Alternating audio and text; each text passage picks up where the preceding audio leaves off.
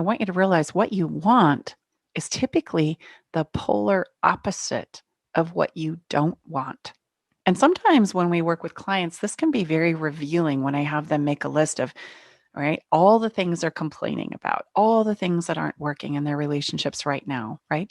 And or all the difficult conversations that they wish that they could have. And they pull out a page and they write them down. And then I say, okay, let's discover what you really do want at the heart of it all.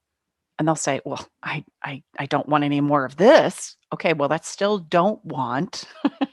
We're still not talking about what you want. I'm clear about what you don't want, but are you clear about what you do want? And most of us have this moment inside of ourselves where we go to pull out a filing drawer and there's just no information there. And you have to understand that this is because we have been so practiced and taught to focus on the don't want, the problem, the challenge, the fear, the struggle, the difficulty. But most of us as human beings don't spend a lot of time focusing any effort, emotional energy, or time on what it is you do want. So we don't have a filing drawer for that, let alone files in that drawer that go, I want this, and I want this, and I want this, and I want this. There might be a few people in your sphere of influence that are really good at this, but most of us really struggle here. Like, I don't know where to go for what I want. Well, no worries. The beautiful thing is we have this don't want to help us. And all we need to do is flip that don't want into the positive, into the want.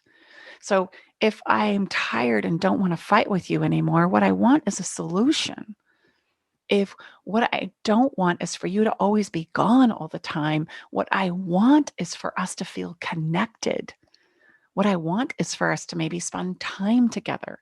What I want for us is to share the emotional stuff.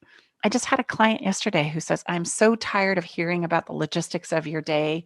It sounds to me like this. Oh, you open up a spreadsheet and then you entered some things in it. And then you picked up the phone and you made a phone call and you had a conversation with one of our employees. And I'm sick of it. And I says, okay, that's the don't want. What's the do want? And she said, I just want to know how he feels. And I said, that's exactly right.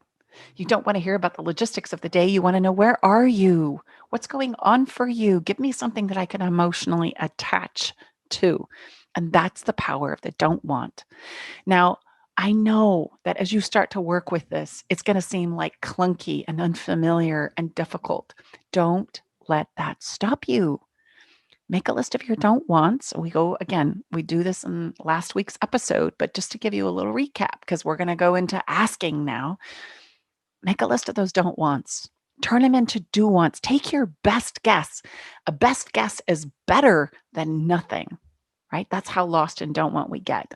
So get to what I want.